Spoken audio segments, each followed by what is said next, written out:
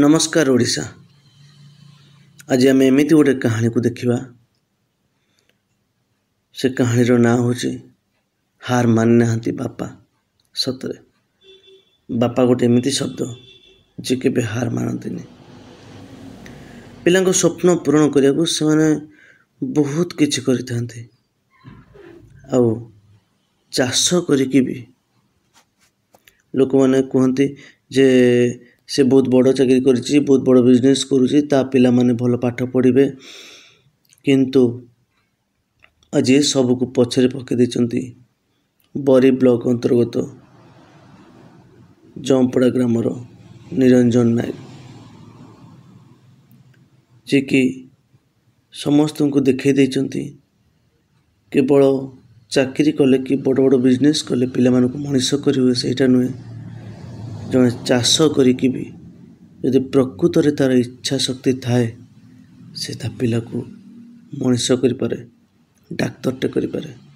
आसंतु जीवा देखिबा से केमिति कौन तांको पिलांकु पाठ पढ़े कि एते बड़ मनीषटे करिसंती। चाषरु दी पैसा रोजगार नहीं बोली समस्ते कहउछन, किंतु आज से दुनिया को ईश्वर भगवान समाधि बसे हम पाखरे अछन ठाकुर, तांको हम सदा मानू।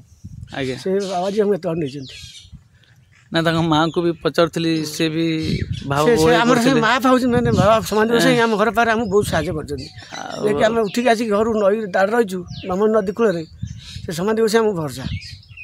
आपन केते खुशी लागुछ? खुशी तो लगुच कि दुखटा है बहुत दुख करा पड़े जमबाड़ी तो चाष खटी करा पड़ा बुझल कि आउला कथा बिल बाड़ी के खटी बहुत परिश्रम होती गाई फाई पालिकी सब मनीष कर डाक्तर है लोक सेवा करू समिति का आशीर्वाद पठेबू। देखो आज माँ भाव भी हड़े पड़ती बापा जाऊँच बापा आसुँच दीटा बेले मु बिलर जा देखी कहीं बिलर नथिबे खरारे बापा एकुटिया खड़ारे थे खरा थरा सी जमा मानु ना मोर लगी केमिति मु मनीष भावी तो से लगी सब जा बिलर रोचंती। तो खड़ार जी पैसा है कि गाई जो पैसा है तो से मासिक खर्च हो जाऊँगी। नमस्कार ओडिशा, तपन दास ओडिया ब्लॉग को आपण मानक स्वागत।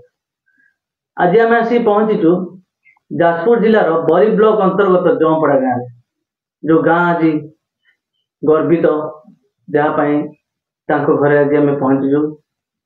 बापा चाष करिकी पिला को मनीष कर आज बहुत युवपीढ़ी मैंने भावुं जे चाष कले हुए तो किसी रोजगार न हो पाए, चाष करने द्वारा रोजगार कमुची बोली भाविकी से किसी दादन खटिया पड़ुं, किंतु ना आज या संपूर्ण भाव प्रमाणित कर देखी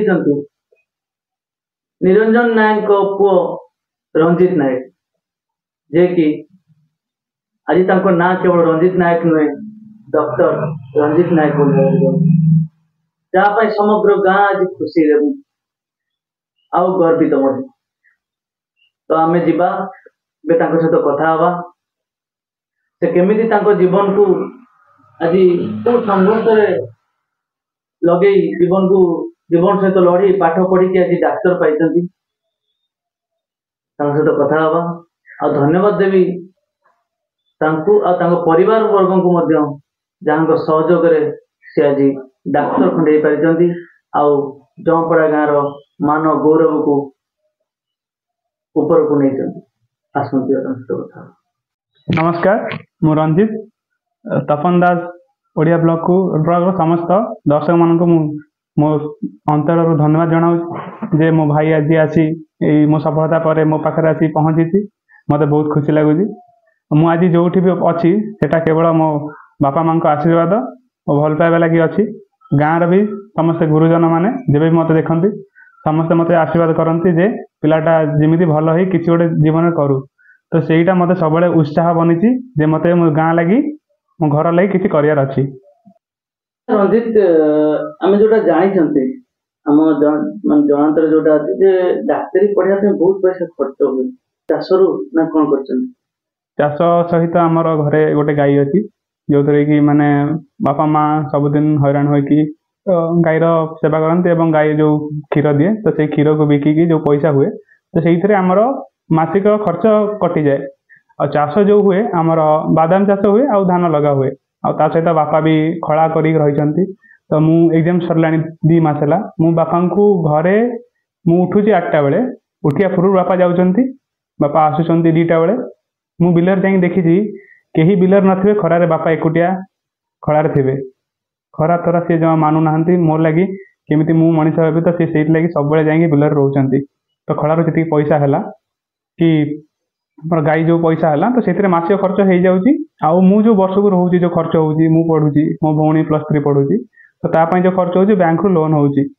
ତ ବ୍ୟାଙ୍କରୁ 1,00,000 ଟଙ୍କା ଲୋନ୍ ହେଲା, ସେ ପଇସା 1,00,000 ଟଙ୍କା ରହିଲା, ମୋ ପଢ଼ାରେ ଖର୍ଚ୍ଚ ହେଲା। ତ ସିଏ ପୁଣି ଯେତେବେଳେ ବାଦାମ ଚାଷ ହେଉଛି, ବାଦାମ ବିକ୍ରି ହେଲେ ତ ସିଏ ପୁଣି ସେଇ ଲୋନ୍ ପୁଣି ଆଉ ଥରେ ଆସୁଛି।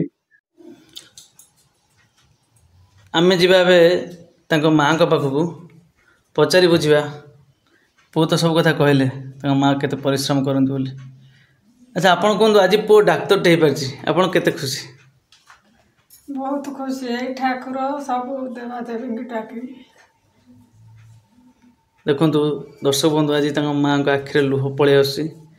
ଆଚ୍ଛା, ଯେଉଁଟା ମୋତେ ପୁଅ କହୁଥିଲା ଟିକେ ପୂର୍ବରୁ ଯେ ଆପଣ ଆଇଁଷ ମଧ୍ୟ ଛାଡ଼ି ଦେଇଛନ୍ତି ପୁରା, ଏ ଠାକୁରଙ୍କୁ ଡାକି ବାବା ସମନ୍ତି ଆଇଁଷ ଛାଡ଼ି ଦେଇଛନ୍ତି। ଆଚ୍ଛା, ସମନ୍ତି ମା ଶାରଳା ସବୁ ଆପଣ ପୁଅକୁ ଆଜି ସହଯୋଗ କରିଛନ୍ତି ଆଉ ଭଲ ଡାକ୍ତରଟେ ମଧ୍ୟ ହେଇପାରିଛନ୍ତି। ଆପଣଙ୍କର କ'ଣ ଇଚ୍ଛା? ପୁଅ ଡାକ୍ତର ହେଇ ଲୋକଙ୍କ ସେବା କରୁ, ଡାକ୍ତର ହେଇ ଲୋକଙ୍କ ସେବା କରୁ, ସମିତିଙ୍କ ଆଶୀର୍ବାଦ ପାଠେଇବୁ। ଦେଖନ୍ତୁ ଆଜି ତାଙ୍କ ମାଆ ଭାବ ବିହ୍ୱଳ ହୋଇପଡ଼ିଛନ୍ତି। ଏବେ ଆମେ ଯିବା ତାଙ୍କ ପରିବାରର ଅନ୍ୟ ସଦସ୍ୟଙ୍କ ପାଖକୁ। ଦେଖନ୍ତୁ ବର୍ତ୍ତମାନ ସେ ଏଠି ବାଇଗଣରେ ବୋଧେ ଔଷଧ ପକାଉଛନ୍ତି, ବାଇଗଣରେ ମେଡ଼ିସିନ ପକାଉଛନ୍ତି ନାଇଁ କି? ଆଚ୍ଛା, ଦେଖନ୍ତୁ ଏଠି କେତେ ଗୁଡ଼ିଏ ବାଇଗଣ ଲାଗିଛି, ପଛକୁ ତାଙ୍କର ଆହୁରି ଧାନ ବିଲ ବି ଅଛି, ଚାଷ ହେଉଛି। ବାଇଗଣ, ଜହ୍ନି, ଭେଣ୍ଡି ଏସବୁ ପରିବା ମଧ୍ୟ ସେ ଚାଷ କରିଛନ୍ତି। ଏଇ ଚାଷରୁ ଆଜି ସେ ପୁଅକୁ ଡାକ୍ତରଟେ କରିପାରିଛନ୍ତି, ଯାହା ପାଇଁ ଆମ ବ୍ଲକ, ଆମ ଗାଁ ଆଜି ଗର୍ବିତ। ଆଜ୍ଞା ନମସ୍କାର। ନମସ୍କାର। ଆପଣଙ୍କ ପରିଚୟ ଟିକେ ଦିଅନ୍ତୁ। ମୁଁ ନିରଞ୍ଜନ ନାୟକ, ମୋ ନାଁ ନିରଞ୍ଜନ ନାୟକ, ଜମ୍ପଡ଼ା ଘର।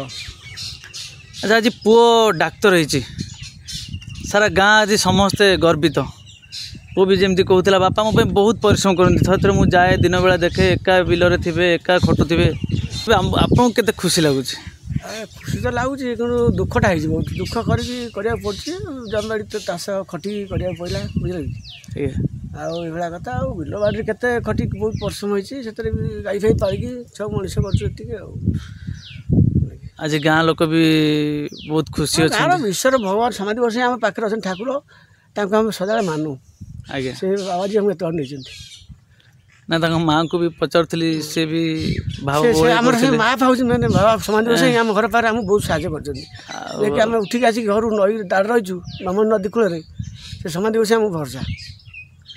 ଆପଣମାନେ ଦେଖୁଥିବେ ତାଙ୍କ ଆଖିରେ ଆଜି ଲୁହ ପଳେଇ ଆସୁଛି, ସେ ପରିଶ୍ରମର କଥା ବୋଧେ ତାଙ୍କର ଆଜି ମନେ ପଡ଼ିଯାଉଛି, ଯାହା ପାଇଁ ତାଙ୍କ ଆଖି ଆଜି ଲୁହରେ ଝଳଝଳ ହୋଇପଡ଼ୁଛି। ଏତେ ଖରାରେ ବି ମୁଁ ଆପଣଙ୍କୁ ଦେଖାଉଥିଲି ଯେମିତି ସେ ବିଲରେ ଆସିକି ଚାଷ କରୁଥିଲେ। ତ ବଗିଚା ଆମେ ବିକି ଦେଇଥିଲି, ଏଇ 14ଟା ଗଛ ଥିଲା, 1.5 ଗୁଣ୍ଠ ଜମି ଥିଲା, ବିକି ଦେଇଥିଲି। ପୁଅ ପାଠ ପାଠ ପଢ଼ିଲା, ମନ୍ଦିର ଭଲ ପଢ଼ିଲା, ମୁଁ ପଢ଼େଇବି ଯାହେଲେ ଜମି ବିକି, ଆଉ ତୋଟାରେ ବିକି ଦେଇଥିଲି। ବହୁତ ବହୁତ ଧନ୍ୟବାଦ ଆପଣଙ୍କୁ। ଲୋକମାନେ ଚାଷ କରୁନାହାନ୍ତି, ବହୁତ ଯୁବପିଢ଼ି ମାନେ ଚାଷକୁ ଭୁଲି ଯାଉଛନ୍ତି, ପଳେଇ ଯାଉଛନ୍ତି। କିନ୍ତୁ ଆଜି ଦେଖନ୍ତୁ, ମୁଁ ତ କହିବି ଏଇଟା ଗୋଟେ ଓଡ଼ିଶାରେ ଗୋଟେ ଆଜି ଗୋଟେ ସୃଷ୍ଟି କରିପାରିଛି ଯେ ଜଣେ ଚାଷ କରିକି ବି ତାଙ୍କ ପୁଅକୁ ଡାକ୍ତର କରିବାର ସ୍ୱପ୍ନ ଦେଖିଛନ୍ତି ଆଉ ଡାକ୍ତର କରିଛନ୍ତି ମଧ୍ୟ। ତାଙ୍କଠୁ ବହୁତ ଅଲଗା, ବହୁତ ଭଲ ପଇସା ରୋଜଗାର କରୁଛନ୍ତି ପିଲାମାନେ, ଆଉ ଲୋକମାନେ ବି ରୋଜଗାର କରିଛନ୍ତି। କିନ୍ତୁ ଚାଷରୁ ବି, ଚାଷ କରିକି ବି ଜଣେ ପୁଅକୁ ଡାକ୍ତର କରିପାରନ୍ତି। ମୁଁ ଏତିକି କହିବି ଯୁବପିଢ଼ିମାନଙ୍କୁ ଯେ ଆପଣମାନେ ଚାଷ ବି କରନ୍ତୁ ଆଉ ଏମିତି ପିଲାମାନଙ୍କୁ ମଣିଷ କରନ୍ତୁ। ଯୁବପିଢ଼ିମାନଙ୍କୁ ଚାଷ ବିଷୟରେ ଆପଣ କ'ଣ କହିବେ? ମାନେ ଯେଉଁ ପିଲାମାନେ ଆଜିକାଲି ଚାଷ କରିବାକୁ ଚାହୁଁନାହାନ୍ତି, ସେ ବିଷୟରେ ଆପଣ କ'ଣ କହିବେ? ନାଇଁ, ପିଲାମାନେ ତ ଚାଷ ଆଜିକାଲି କରିବେନି, କି ବିଲକୁ ଯାଉନାହାନ୍ତି, ଚାଷ ମୁଁ କରିବି। ଯେଉଁ ଖରା ବର୍ଷା, ଯେଉଁ ଘଡ଼ଘଡ଼ି ଚଡ଼ଚଡ଼ି ମାରୁଛି, ଲୋକ ଡରେ ଆସୁନାହାନ୍ତି। ଆମେ ତ ଚାଷ କରିବା ମଣିଷ କରିବୁ, ଚାଷ କ'ଣ କରିବ?